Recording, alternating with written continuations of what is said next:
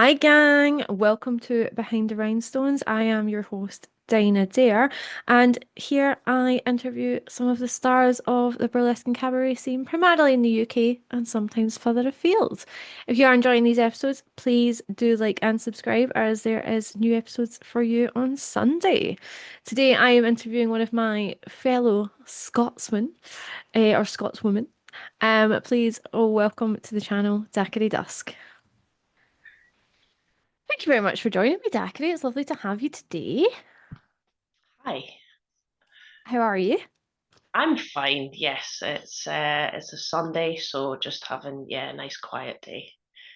Good. You're sitting there with your burlesque black on, being the leopard print. I love that. It's comfy though. It's comfy. I was wearing all black, but the sofa's black, so I was like disappearing into it. So yeah, just sat up a bit so you can see the glitter wall and the leopard print. So it's all good. No, I love the glitter wall. Actually, when you came on the call like before this and I saw the glitter, I was like, is that a background? And then I realized it was actually your wall, and It I is was the like, that wall is in the living room, excellent. and we've got glitter bedroom as well. I bought the house like this. When we came to buy the house, I really liked it, and then I was like, oh my God, it's got glitter walls. This is my house. And yeah, here we are. That's so good. It's gorgeous. So yeah, so I've obviously known you for a while. We're both running around in the Glasgow scene. And I know we've kind of spoken here and there about kind of how you got into it in your sort of history and burlesque, but we'll do the full thing. So how did you actually find your way to burlesque and get into it? Oh, so there's kind of a couple of interwoven things there. So my first experience of burlesque was in 2003, and I went to a gig, a music gig in Glasgow, and Dita Von Teese was performing in her, I think it was in the Big Martini Glass, and I loved it, but I didn't really know what burlesque was at the time. We were then lucky enough to get backstage and actually meet her. But again, I didn't really know what burlesque was. Had no idea how much of an impact it was going to have on my life in the 20 odd years after that. So I definitely did not make the most of that opportunity. Um, 2 years later, in 2005, one of my good friends from school, Missy Malone, was doing her first ever show with a club in Glasgow that's no longer in operation. And she invited me along. So I went to this not really having a clue what I was going to see, and it just blew my mind. At that time, I was at Glasgow Uni and I was doing a degree in theatre, film, and television studies, and I love the theatre aspect in particular. But I was getting very bored with the kind of Shakespeare and the Greek theatre and stuff we were doing, and I went to this burlesque show and I was like, wow, this is my kind of theatre. Mm-hmm. So I decided I wanted to give it a shot as well. So I had a look. I couldn't find any classes in Scotland. So I went online, and obviously this was way before TikTok, Instagram, YouTube was in the early couple of years at that point, I think. I was still on MySpace. But I found the Ministry of Burlesque, which was Kitty Claw, who ran that back in the day, and it was basically an online forum, and there was about 100 people, I think, across the UK on this mob forum, and that was where you went for burlesque stuff. So they had a casting up for a battle of burlesque for newcomers. So no classes, no costume, no act. I was like, yes, I want to do this. So I applied for it, and I got in, and yeah, had to basically come up with a persona and an act and everything else for that at that point. And round about that time as well, I did find classes just in Edinburgh. There wasn't any in Glasgow at that point, but I found gypsies classes in Mm. Edinburgh. So I was dragging one of my poor uni friends through to Edinburgh every week for these beginner burlesque classes. But that was big important part of when I kind of started out was in gypsies classes. Amazing. I can't imagine how scary it would have been to be like applying a newbie thing and then having to come up with it all on your own. Like, I honestly see whenever I speak to someone who's been doing it for like yourself for a while and from way back, like when it was not that many classes, I'm always like, fuck, that's terrifying. Like, I love that you did it, but it's terrifying. Like, what was it like in the early days in Glasgow? It was so. there was just the one big club that used to run out of the O2 Academy, and then you had Ministry of Burlesque came and brought kind of touring like odd nights and stuff. So my debut one was actually down in Nottingham, because I couldn't get a show in Glasgow, so I went all the way to Nottingham for my very first show with Mob.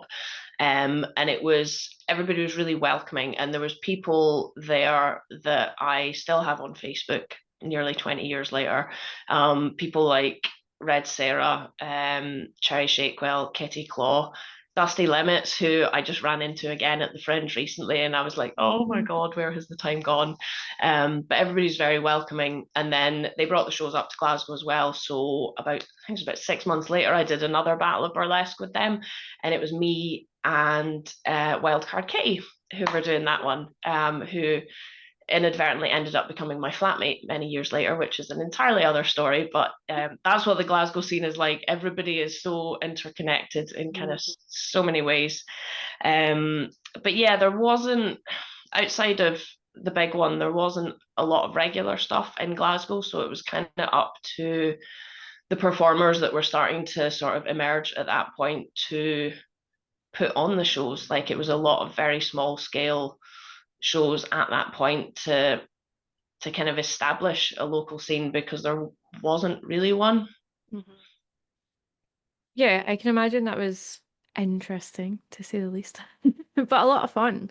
You talked about having to like create your persona in your first act. Where did you or where do you tend to like pull your inspiration from for when you're creating acts? That's a massive question. There are so many tangents we can go off on here. So what I'll do is I'll just pin it down to maybe 3 or 4 different examples. I'll try and keep it.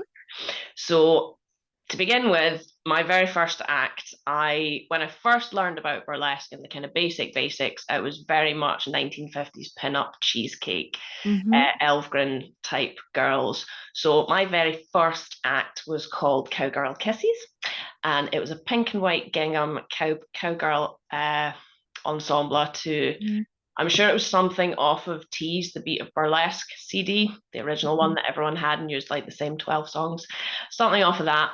And it was very much, cheesecake. And it was a good way for me to get in, because although I was doing a theatre degree and I was doing a performer, burlesque was very different from any kind of performance I'd done before. And I wasn't in a place that I could go on stage and be sexy. So the cheesecake thing was almost like a mask, a kind of safe way to hide behind it whilst you found your character and your way of expressing yourself through burlesque. So there was that one. Next one that's kind of interesting is my Bonnie Scots Lass, which you have seen a gazillion times, and you stage kittened for me at Miss Burlesque Scotland when I brought that one out again as well. So that is one of my all-time faves, and that came about from, I think it was a conversation with Gypsy actually, and the fact that I didn't have a dance background apart from having done Highland dance for 15 years. So I'd said to her, like, you can't do a Highland dance burlesque act. And she was like, why not? And I was like, yeah, do you know what? Why not? So I wanted to take it as Scottish as possible. So I've always been into kind of writing and poetry and stuff. So I wrote the poem at the start of the Bonnie Scots Lass, which sets up the whole act, kind of debating what a Scottish lassie has under her kilt, which takes you into the full-blown Highland dance crossed with a striptease. And that was such a fun one to do because, again, it wasn't sexy. It's very much a character kind of humor act, and bringing in this element of the Highland dance. There's always that moment where people are like, she's not gonna, oh no, she is. So that one, yeah, that was super fun and literally just came out of a conversation and can I use my existing skills in a really random way. And that one got I got asked to go on Britain's Got Talent with that one, which I won't talk about too much because we did the old NDA for that. But yeah, I did go on Britain's Got Talent with that in 2009, which was an experience unlike anything else I've done. Right, 2 more quick ones and then we'll go on to the next question. Yeah, go for it. No, this is interesting. Next one is The Greatest Showgirl, which is probably my absolute all-time favorite act to perform. I fucking love that act so, so much. And it was the first act I ever created, the very first time I took it on stage, and it felt damn near perfect. Like all Mm. acts, they definitely evolve. Like so much, there's this huge chunk of when you've made an act that it's not fully realized until it's been on stage a number of times, and you learn how the audience react to the different bits of it. But out of all the acts I've ever put on stage, the very first time I did that, I was like, yeah, this is the one. It was just every element of it worked the way I wanted it to. And that came out of hearing that song when the film came out and going, oh my God, that would be brilliant for an act. But I didn't know what to do with it. And it Mm. literally sat in my kind of box in the back of my head of like tracks I want to use, but I don't have a purpose yet for several years until the film was like in the past. And I went, and it was Gypsy. So much credit to Gypsy here. She asked me for a 5 minute act that combined burlesque and hula hoop for a specific event, and I went, "That's what that song's been waiting for." So it's it starts off as the kind of striptease, very basic striptease, just with the jacket and the gloves, into the feather fans, and then into the hoops. And I love it because it's such a great song. It's got so many kind of dramatic pause points. Everybody knows the song, and it just gets such a good reaction. And I love just being able to combine all those different elements. So that one very much kind of evolved from having the song first. I do find it a lot easier to create when a song hits me and I'm like, yes, I want to do something with that and kind of building on it. I definitely find it harder when someone's like, do this theme or do this song, and you're like, I don't connect with it. And then very last one is my carousel horse, because I just love to talk about my carousel horse. I haven't seen her yet. I'm excited to see her at some point. I'm going to put a little plug. I don't know if this will go out before or after, but the next time she's coming out is in the 8th of November for Blondie Fizz. I'm doing a wee headline spot for her in Fallon, which I believe Hmm. somewhere in the ether near Alloa and whatnot.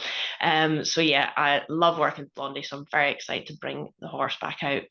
That act came from the hat that I wear in that act, which I should have had so that I could be like, here is the hat.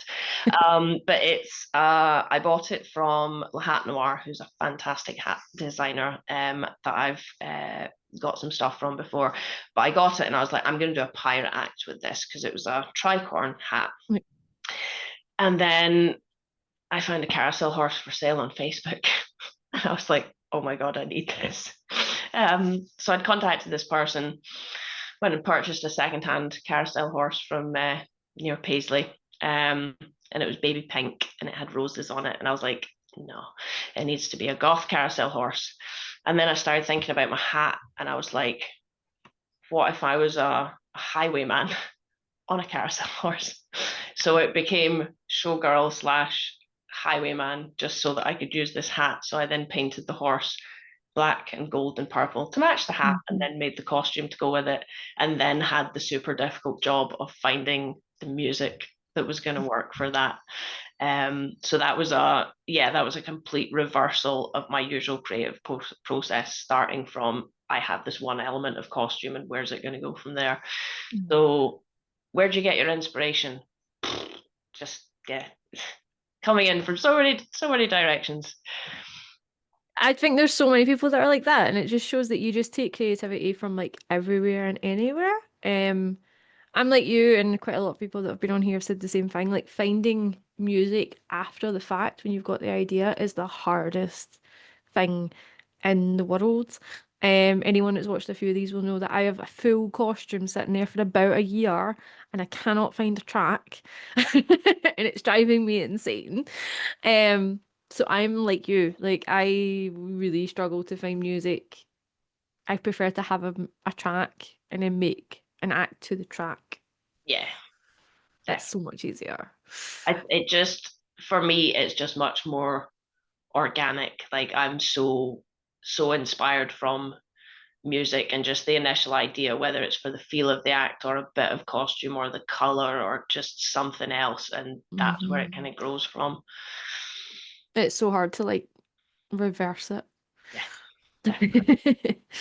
Um, so you've talked a bit about like the acts from the start up to like some of your more newer acts, but just to kind of tie into that as well, like how did you come up with your name? Um, so when I applied for that very first gig with Mob, I didn't have a name. My MySpace handle was Miss Trixie, which was named after a dog that I had, and I did think about being Trixie something, but I didn't feel it was quite me. So I went with Daiquiri because I thought it was Daiquiri, which I thought was quite sophisticated sounding. And see, when I've done gigs in like Spain and stuff, it sounds so glamorous and exotic. But I remember doing a Glasgow show once, and they the way they said Daiquiri, and then they got Dusk wrong, and so it was da da da da introducing Daiquiri Duck, and I'm like, got Such it. a glad. You've got it written down. Like, come on. But at that point, I was like, maybe daiquiri's not such a glamorous word. But yeah, I Oh. love strawberry daiquiris, so it definitely came from there. And yeah, I'm very much. Yeah, I was very into English and reading and stuff at Hmm. school, so I really like alliteration. So that's why it's like you, it's a double D.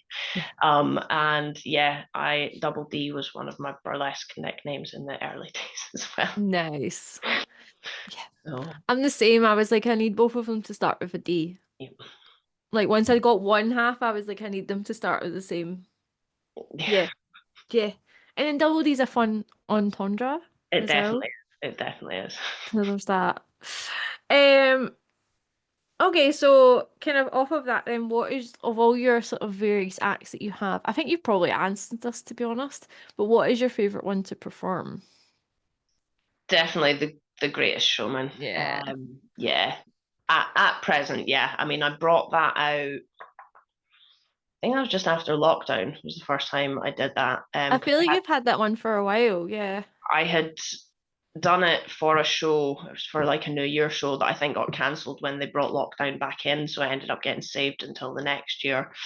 Um, so yeah, I love that. I love the Bonnie Scott's Last. There's one that I haven't done since before lockdown, which was my movie star dreaming, which I did to Journey. Just because that just love Journey, such a good song, and that was a story of a movie theater worker. So I had like a tray of popcorn, and I went around and gave everybody Cute. popcorn, and it had some kind of old timey music, and then it cut to "Don't Stop Believing," and the idea was worked in the movie theater and have this dream of going to Hollywood and then end up being a burlesque performer instead. Yay. But I just love that song so much that it was just always an absolute buzz. I should bring that back. It's still in my cupboard, and I basically discontinued it because of lockdown and hygiene and not wanting to hand out food during shows. But Yep. yeah, that needs to make a comeback, I Yeah, think. that should come because that song gets everyone going as Yeah, well. yeah, definite crowd pleaser. Yeah, especially like obviously our kind of more regular gig is riding rooms, and like that's the kind of gig that must that's the kind of act that must just go down like a treat Yeah. there. And I mean, bribing people with food at the start of your act is also a really good way to get them to like you. Yeah, people love that shit. So what in your opinion makes like a good burlesque act? Um, Many things. Mm-hmm. Um, so can I start by talking about one of my favorite burlesque acts that I've ever seen, and perhaps Please I'll do. get into a more of a line of thought from there. Mm-hmm. So for me, one of the most mind-blowing things I saw a very long time ago was Dirty Martini's one, with the kind of scales and the American flag and the dollar bills and things. Yes. And I'd seen it online, I think. I've got a feeling one of the first times I saw it live was when one of the American shows that I did back then, I think. And it was just the atmosphere in the room, everything around that act, the build, her stage presence, the message behind it. I was just like, wow, like Mm. too many things to even quantify that was one of the most powerful and incredible burlesque acts that I had ever seen. Um, And so yeah, that set the bar very high, seeing that. But there's so many elements to it. I think I want to say an original concept, but what is original at this point? Like everything has kind of gone round in circles. Yeah. I saw a really interesting post a month or two ago, I think, from one of the American festivals, and they basically listed the most popular songs and themes that had applied for the festival, and it was like a really high percentage of like this kind of act or this particular song, and I was like, wow. I feel like I'm almost out of the loop in that respect because I'm so out of touch with popular music. Like I just pick these days it's random things on Spotify that come up, but yeah, like things like Chappell Roan and Taylor Swift, I'm so out the loop until someone comes to one of my hula hoop classes or something and asks for a track, and I'm like, what's that? So yeah, I kind of miss that, but there definitely seems like just because there are so many, thousands more people around the world doing burlesque now than there was 20 years ago, that it's going to be harder to not have repeat themes. So, like, I think cowgirl is one of the really in things this year. There are so many, and there are some fantastic costumes. But it's also, yeah, it's one of those tropes, much in the way that like cheesecake style burlesque was back in 2005, 2006, and the frilly pants that everybody used to wear back then. Have you seen they've come back? Have Like, I don't know in burlesque, but I've seen them in like someone was posting online that they had walked into a shop and there was like frilly pants frilly being sold. pants, Yeah. yay! Early 2000s burlesque nostalgia. Oh, we need the tiny top hats now. Tiny. Oh God, I've still got some of them in the cupboard that I made. Yes. So I will just keep them until they make a comeback. But no, I Yeah. did. I loved frilly pants because I was too scared to actually get my bum out in those days.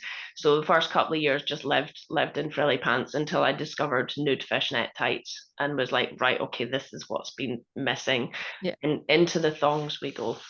Um, there we go. There was one of those tangents. What makes a good burlesque act? An original idea, if you can come up with one. If not, an original take on an existing idea. Mhm. Don't lift shit from other people. Just don't like take inspiration and take it from there all the way over there in a different color, a different theme, and everything. But do not lift shit from other people because there's always going to be someone that's seen the original, and there's so much scope in burlesque to it's one of the things I love about it, and the reason I fell in love with it was as an art form was because it can be so many things. To individual people, what you want to do with it, the character, the type of performance, the music, the types of event you do, whether you just want to be incredibly glamorous and escape from reality, or if you have a very important message to get across, burlesque can be all of those things. And the best burlesque that you see for me is when you can tell it's really come from that person, their identity, their experience, and put in a bit of themselves, albeit a larger than life, like rhinestoned up, exaggerated version of their self on stage. That for me is the best kind of burlesque, not a particular style of dance or anything like that. That was Yeah, very I know what deep. you I mean. like that. It was that just kind of came out, but yeah, that's my answer. I love that. So basically, authenticity, which I think we talk about a lot online, um, and can be a hard thing to quantify, but I think you actually summed it up really nicely. It's something that feels like it's a part of that person that they're putting on stage. They're not trying to be something they're not, Yes. I suppose. Um, which is a hard thing to learn to do in burlesque, I think, because there's a pressure to put out what you think will sell or what you think will book or what's popular. Yeah. Um, and you sort of have to unpick that. Like, I was chatting recently about the fact, like you said, there's trends in burlesque and everyone loves a trend. Um, like cowgirls. Everyone's got loads of people have got weighted silk veils. I have one, so I can't say anything. Everyone's got fishbone fans. I Like, really want Fishbone fans. I'm like, stop buying stuff. You don't need any more props. I've just started doing fire again, so I'm like, concentrate on that. You don't need any more props. but it's hard because you're like, oh, that looks like fun. Um, on that, you said you started doing fire again. Talk to us about that. Yeah, so I have rekindled, fun pun fully intended there, rekindled my fire performance. I did, I think I learned fire about, it was like 2008, 2009, I think. I did some fire lessons with Frodo. It rhymes with purple. Yeah. And I did a number of fire performances over the years up until about 2015. I think my last one was at the Scottish Tattoo Convention that year. So I just did body burning, fire eating, and fans. But yeah, I'd kind of abandoned it at that point. But I decided at the start of this year that I wanted to do fire hoop because I couldn't hula hoop when I learned fire. So I definitely wouldn't have started with fire into I'm going to learn to hula hoop. But I was like, do you know what? I probably could. So I went to see Frodo the other day and had a wee lesson to relearn everything from all that time ago. So yeah, first fire hoop gig at the start of November, which I'm excited about. But the main reason for that was just again, I want to tap into skills I've got that were just kind of sitting redundant. And I've started working a lot recently with a fabulous performer who does a lot of fire and stilts and stuff. And we're doing a lot of kind of ambient stuff. And we just talked about how good it would be to do some stuff together, like double stuff. And I haven't done that for a long time since Miss Hell's Bell retired because we used to do Yeah. double burlesque acts. So kind of missed that element. So I was like, yeah, let's bring back the fire. Why not? I love it. I haven't done fire in a couple of years now because it's hard to find places to practice. Yeah, I just hope that my neighbours don't phone the fire brigade and the police on me. It's fine. I've got like an open view at the back there with like farmers' fields, but I feel if my neighbours looked out the window, they'd be like, "What the?" I think like I live in a flat, so I don't have a garden or anything. I could just imagine doing it outside your, your flat, Yeah, your cat in the window, like. so yeah, I mean, I think if I had a garden, I might take it up again. Somewhere, Um, yeah. but I've just got all the stuff sitting in a cupboard. But it's fun. You talked about hula hooping as well. That wasn't something that you did back then. Like, how did you start doing hula hooping? And then obviously you've brought it into so many of your acts because you've got there's like an Ice Queen one that you hula hoop. I've got more hoop There's acts than I do burlesque acts at this point because I retired so many burlesque acts. I think I've got about 6 or 7 burlesque acts that are still sort of in rotation, although I don't know about you, but I tend to focus on 2 or 3 kind of favorites. And I'm like, you need to bring the others out. The costumes are sitting there. They're only going to get better if you perform them more. But yeah, hoop. I have a lot of hoop characters because with burlesque, I like to make every single bit of the costume as much as I can myself. So it's a very long process making every hmm single layer. Whereas with hoop acts, it tends to be leotards and stuff. And I am crap with sewing stretchy fabrics. So I tend to buy my hoop costumes. So I'll be like, oh, I want to do that. And so I just buy a costume for it and then choreograph it. So the creative process is much simpler because it takes out most of the costume making. yeah. But hoop, so I first came across kind of hula hoop in the cabaret sense back at uni, just when I started doing burlesque. And I was at university with Kat Borrowdale that runs Think Circus in Edinburgh. Yes. So Yes. we were on the editorial team for our University Union magazine together.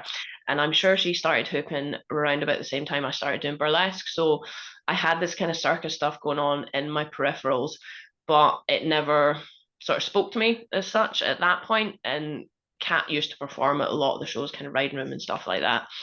And then it was sometime in 2014, I saw a viral video from a hula hoop performer called Rachel Lust, who is fucking fantastic. And it was just one of those ones where you see a YouTube video and you're like, oh my God, I want to do that. Mm. So I messaged Kat and I bought a beginner's hula hoop from her and like brought it home. And then I was like, shit, this is a lot harder than it looks. Um, so yeah, I am not coordinated in any way. Hula hoop does not come naturally to me whatsoever, and I had to work so hard just to get the kind of basic skills. Mm. And it took me about 2 years, I think, before I actually put it on stage. And even then, I look back and I'm like, oh my god, why did you do that in front of people? But you have to at some point, don't you? You have to like Yeah. put it on the stage in order to get better. And hoop made me nervous going on stage in a way like to an extent that burlesque never did. Um, Obviously, I did used to get nervous for the first couple of years of performing. I couldn't even look at the audience. Like you would see all my photos. And it Mm. kind of worked with the cheesecake thing, but I always had this dreamy kind of just get out there, not actually looking at anybody. Yeah. And even today, sometimes in quite small settings, I'm like, oh my God, there's people right there. And I have to focus on making the strong eye contact because I love the every element of the performing, but sometimes I'm just like, whoa, there's people. What I'm am I the doing? same. What am I doing? Sometimes I'm like, just look at their like hair in their head and it looks like you're giving them Or eye like the wine glass there, but then it's like, does it look like you're looking at their boobs? Because they're meant to be looking at my boobs, and this is all wrong right now. But yeah, so hula hoop, very scary because that am I going to volley a hoop in the audience and the feeling of, well, if I drop a hoop, everyone's going to know that I suck at this. Like and feeling like you couldn't cover it in the way that you can burlesque mistakes, although that's not always the case, but that's another tangent. So but I always, when I started hoop, it almost made me more confident about my burlesque because I was like, well, at least it can't go wrong in the way that that can. So I would normally do two acts and I would do a burlesque one and be all like, yes. And then I would do the hoop one and just be like, I hope it goes okay. um, but then I had a kind of, when I first got asked to perform at Riding Room with hoops, because I'd been doing burlesque there since Riding Room started, I was like, I can't hula hoop on that stage. Like it's literally the size of like your closet. so But and small. I remember the first one and just being so conscious of like the curtain and the people and everything else.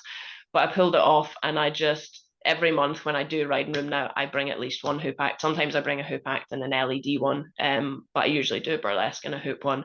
And I just yeah, I've I love hooping so much and a different way than burlesque. It's a different kind of creativity for that, Mm. which something I've spoken to a couple of my friends that do aerial about, and it was basically I was like, there's in burlesque, I have so many different acts. Like I have the Highland dance one, I have a big classic fan dance, I have the kind of sexy carousel horse. There's all these different things, but in hoop, as you are in a lot of circus skills, is you only have so many moves in your repertoire. Yep. And you can bring a bit of character and different style to it, but essentially spinning a hoop up here is spinning a hoop up here. It doesn't matter what you're wearing. Um, so it's almost a bit harder for me to expand the creativity in that because you're working with a set thingy of moves, and I'm really bad for just taking the same routine, tweaking it slightly, different bit of music, different costume, whereas can't do that in burlesque. Yeah. But I'm so with hula hoop, every time I learn a new trick, it takes me forever to finesse it to the point that I'm like, Mm. I can take that on stage and make it look good. Because the thing with hooping and probably with other circus arts is making it look effortless is Yep. what really sets you up there. And it takes me so long to get any trick to that Mm. point and not just having that, even just that tiny hint on your face of like, I'm not 100% certain that this is gonna work whilst concentrating on it all. Um, so oh my God, what was the original question? Hula hoops, yes, love it. Not a super technical hooper, but I love combining the burlesque character and I guess the confidence and experience that burlesque has given me over the years Yep. into the hoop performance and merging the two things because there's a few people that do burlesque and hoop together, but it's not a massive kind of Yeah. group of people. So it's fun to bounce the two off of each other. It opens you to like a wider range of bookings as well, because you can do a lot more where you are just like hooping and doing tricks and like there's places you can do that that won't book burlesque. Yes, definitely. So I would say in the last year or two, probably 75% of what I do is hoop stuff. Mm. I tend to get booked, yeah, lots of hoop gigs for kind of corporate things that might not quite want burlesque. I do a lot of family things and Yep. kind of kid stuff, and I teach classes and stuff, which is obviously going to be hula hoop and not burlesque. So it definitely opens the doors in terms of kind of other types of gig and stuff, especially you've probably seen it yourself, but like and I've seen it in other videos with people is like the UK scene people seem to be really struggling at this point, kind of money wise, there's real stalemate with fees and things and gigs kind of across the board, that it's quite difficult to get work in a lot of respects in the kind of UK scene and possibly wider afield. Yeah. Yeah, and hoop gives you another hat, I suppose, as you said, to put on and to do. Yeah, it's really Um, hard to hula hoop with any kind of big hat on though, because it gets in the way. I had to learn that when I got my top hat for the Greatest Showman. Like, be really careful when you bring it down so that you don't. Yeah. I can imagine. Something else I know you do, I don't think you perform it, but you also do mermaiding, right? So yeah, I am actually. I have mermaid performed. Mermaid performed. There's got to be a better word for that. Yeah, I did started mermaiding 3 years ago. Mhm. And yeah, on holiday, just sitting by the pool one day, and I said to my partner, I was like, I think I would be a mermaid, and he was like, okay, like just fully expecting me to go home and do that because that was my latest wacky idea. So I went home, ordered a tail, signed up for a class, did that first class, and went, oh my god, this is what's been missing from my Mm. life. Met I remember talking to you about it. I think it was that Christmas, the just night when I out. started, yeah. Yeah, and you were like, I've bought this tail and this tail, and I was like, oh my God, you're so excited. This is amazing. I definitely don't have another tail on the way at the moment. Um, I don't have as many tails as I have burlesque costumes, so that's something. There we go. But yeah, I met a group of other people at that class, and we all wanted to continue, but there was nowhere to do it. So we set up the Edinburgh and Lothian Mermaid Society and have like weekly swims and get-togethers, little kind of photo shoots and stuff. A bunch of us did free diving qualifications, which is what you need to be able to get in the tank. So I think I've performed at Manchester Sea Life 3 times, doing the kind of aquarium dives. I don't do well with really, really cold though, and to be honest, I don't like holding my breath and having my eyes open underwater, which are all things that are required for mermaid performers. But the yeah, the aquarium experience was a great one to do, but not something that felt like it was right for me. So I still got my tails. I was still swimming. I was very lucky earlier this year to get a full summer contract with Deep Sea World. So Oh, I did that's meet a mermaid for 7 weeks across the summer there, which was fantastic, and also justified my purchase of a giant life-size clamshell to sit in last year, which lives in the shed with the carousel horse. Um, so that was a really kind of high profile gig for me, having not done anything sort of that big or extended. So that was a fantastic experience, and also taught me a lot about working with children, because I have done classes and things, as I say, over the years with hoop and stuff, but this was like 3 hours solid of talking to small people and trying to, Mhm. I'm a real mermaid. Yeah. Children are skeptical, and they're also, I would argue, harder work than drunk people at cabaret shows. um, but yeah, so that's been good. I also launched some mermaid birthday parties earlier in the year after someone said to me, could you do a party? And I was like, do you know what? Yeah, why not? So I came up with the concept, created a few different characters, and I've got a couple more of those lined up as well. And I did an appearance at the St James Quarter for the Seafood Festival earlier in the year as well. So mermaiding's actually probably been about 40% of my performing work this year, just doing dry land stuff. It's actually really, really taken off, Nice. which is great. So I'm like, right, what can we do next?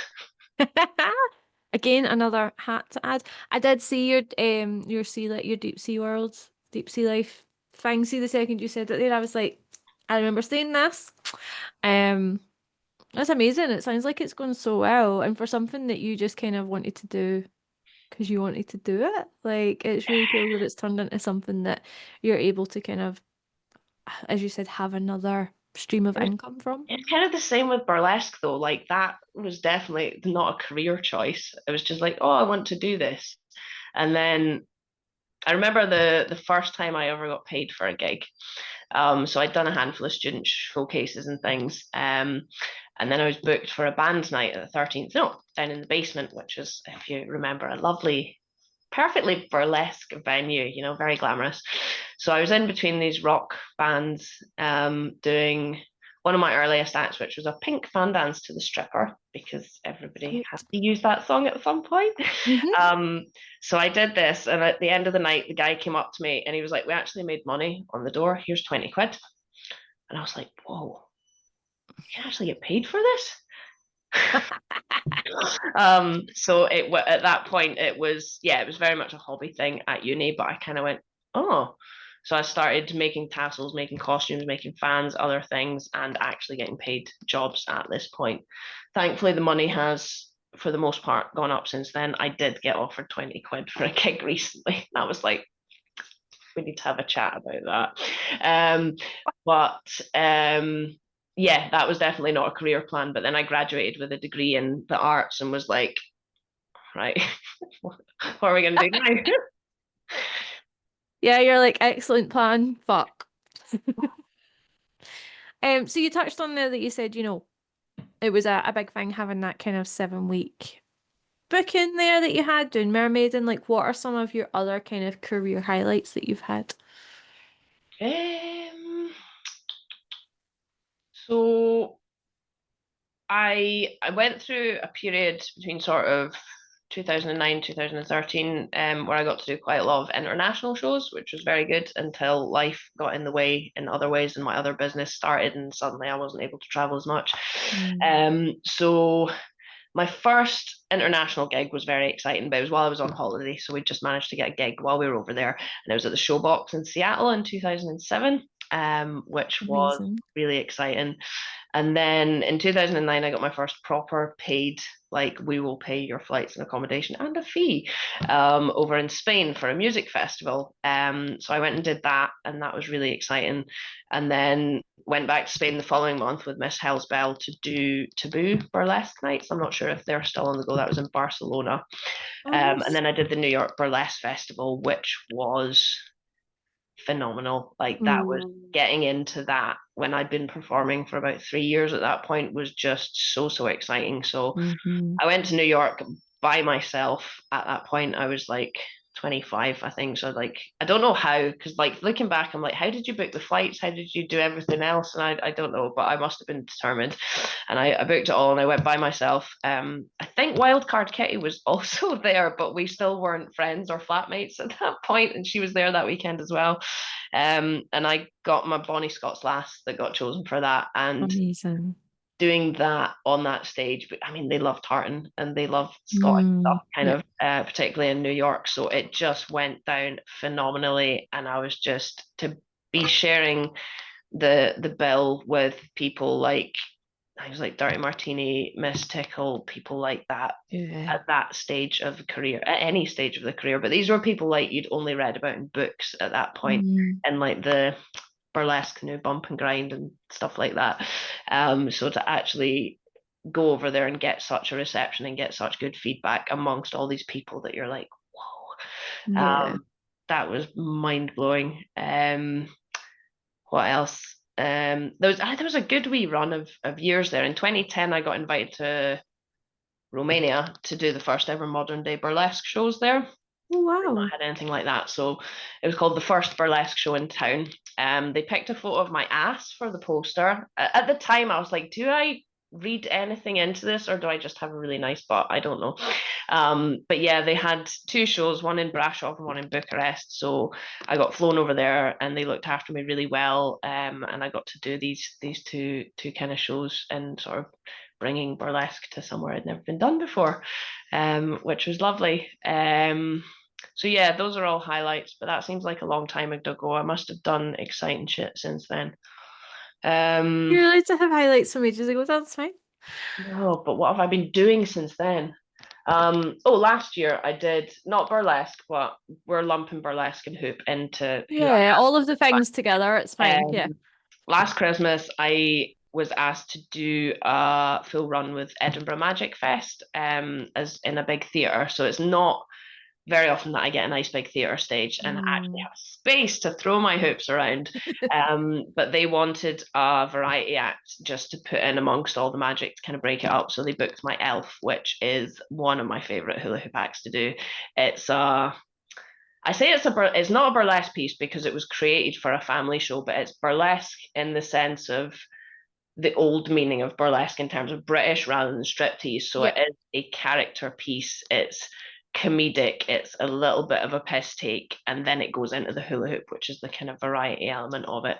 But yeah, getting to do that was really exciting. And oh my god, biggest one obviously this year was when Roxy asked me to be one of the headliners at the Glasgow Festival of Burlesque. I've done the festival so many times since it started that when she came and asked me about that, I was like, really, me? So that was just really, really special to bring my good old Bonnie Scott's Last and my nice newest act, the Carousel Horse, to the festival and to the kind of polo lounge riding room, which has been such a huge part of performing for me for over a decade now. So that was Yeah. really, really special. No, that's so lovely. I didn't get to come this year because I think I was away at something else, but it looked like it was a brilliant weekend as always. I love the Glasgow Festival. It's Yeah. always fun. I think Tabby wants to say hello. Is that okay? Oh yeah, yes, please. We're having Yes. our needy moment. Oh, Hi, Tabby. oh my God, Tabby, you're beautiful. Like, Oh. yes, I am. Yeah, okay. I'm here. Okay, we're fine. Do you have anything to contribute? Hello, No. baby. Tabby doesn't need a costume because she has so much beautiful fluff Oh, anyway. she is absolutely I just want to like give her a wee kiss on her little head. Oh, Jackson's just sleeping quietly like a good tail. She's so fluffy. She's very, it's all fluff, it's not chunk. That's what she'll tell you. One of my cats tries to say that it's categorically not true with the amount of shit he eats. Right, Like you met sorry. Flint, he's a chunky boy. It's a handsome boy. Shouldn't say that about your children. Um, Amazing. So the last thing I kind of really wanted to ask you was, you've been doing this for a while, as you've said. What is some of the biggest changes you've seen in burlesque from when you started? So, um, the widespreadedness of it, obviously, it's a huge, it has grown so much. The burlesque, whatever you want to call it, the scene, the community on a UK level, European level, worldwide level, it is so much bigger, and there's so many more people involved from so many different backgrounds. So it's a lot more diverse than it used to be in many respects, not in all respects. We still do have obviously some work to do there. But for me, see, this is one of these ones where I'm like, I don't know if it's just it might be my particular perspective of it, but when I started doing burlesque and did my first show in 2006, as I say, it was very small kind of scene, and a smaller number of people that you were sort of exposed to. There, you couldn't go on, you had YouTube, but you didn't have TikTok and Instagram. You couldn't go on these places and see hundreds of acts in the way that you can now. Like if you have an idea and you're like, has someone done a Winnie the Pooh fan dance? Oh, that could be the next thing. You couldn't then go on and necessarily find that if it was out there because just social media and online video platforms weren't what they are now, not even close. So when I first started performing in certainly my own kind of small circle and experience, I felt like British burlesque focused very, very hard on music hall, variety, vaudeville, that history of burlesque. And it seemed, again, this might be my perspective, it seemed very important that you don't just get up on stage in a shiny costume and take it off for the sake of it. Even if you take it off in a fantastic and original way, you had to have a story or something behind that. So that was what my Bonnie Scott's Last one. It was like, here's the setup. What about this? Now this is going to happen. And it was a good few years before I was able to do an act, probably my Boa fan dance when that got its kind of final incarnation, which was very much just this is dramatic, this is glamorous. I'm taking these things off just because it's dramatic and glamorous. It didn't have a story. And it was only when I went and did those first few kind of American shows and festivals, and like New York Burlesque Festival was a massive eye opener because I saw so many different kinds of burlesque that I hadn't seen in the UK before then. And so back then I could see that a very marked difference between British burlesque on the whole. There's always going to be people doing kind of different kinds of things and taking inspiration from elsewhere, but very much this kind of storytelling ode to music hall and the history of burlesque in a British sense versus the rhinestones, the glamour, the showgirls and stuff of American burlesque. And I felt like it took a few years for that to seep through and kind of, I don't know, cross pollinate a bit. Yep. And things did start to get more sparkly on this side of the pond as such. And so I think that's definitely been a big shift over the last, not even last 20 years, but yeah, since I started and in the few years after that. What else? What's not changed enough is fees. Oh yeah. Yeah, the obviously the pandemic and stuff impacted all that shit, but yeah, when you look at fees 5, 10, 15, 20 years ago versus now, and the cost of living and all that other stuff, it's one of these things that even though burlesque is not nearly as underground as it once was, still doesn't have the same regulations and such as some of the other kind of arts industries. Yep. So yeah, Um, which is wild because, as you said, there's everything's so much more sparkly, everything's so much more expensive, not just for living, but like to create these acts and costumes. But I what price I'm so actually, I priced up recently to make myself a new set of boa fans because I made my boa fans in 2008, I think, and I think it was like 3 times the cost or something just in feathers to make them myself. Never mind if you were to go to one of the companies that make or the people that makes them and sells them. So I was just extortionate, like, hell no, everything. they've lasted this long, they can keep going a bit longer. You're like, it'll be fine.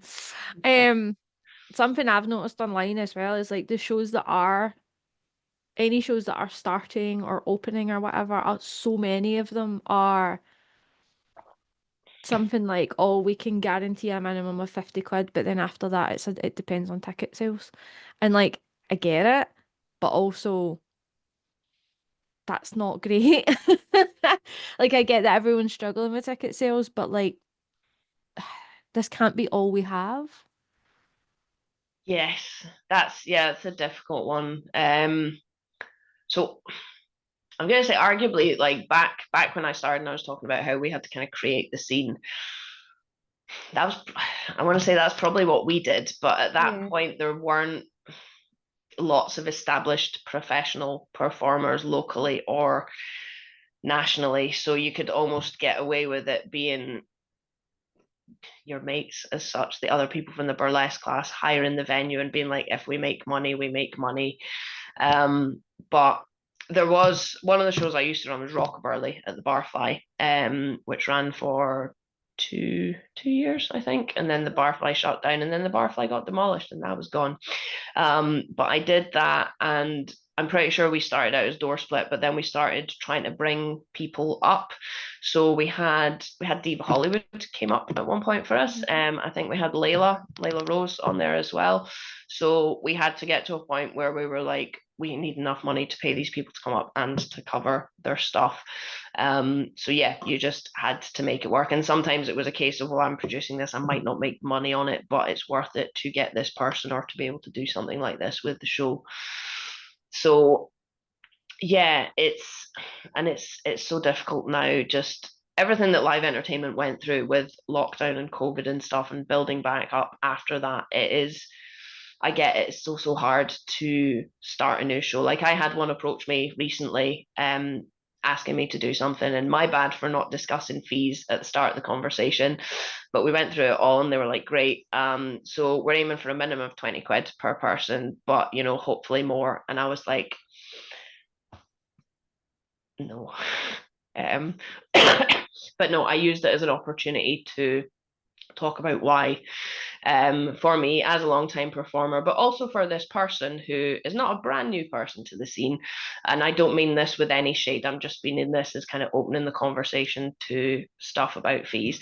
But I said to them, I was like, you shouldn't be performing for 20 quid yourself. No. I've seen your costumes. You are worth more than that, and you need to realize that. Um, so it's just, yeah, if you're going to put on a show these days, unless you've got a venue. Like I've done shows in the past where a venue's been like, this is the budget, book me a show. So I used to produce a lot of shows like that in Edinburgh and Glasgow. I did Looks That Kill, which was a rock burlesque night at Opium. I did one for the Guilty Lily that was more kind of classic burlesque and cabaret.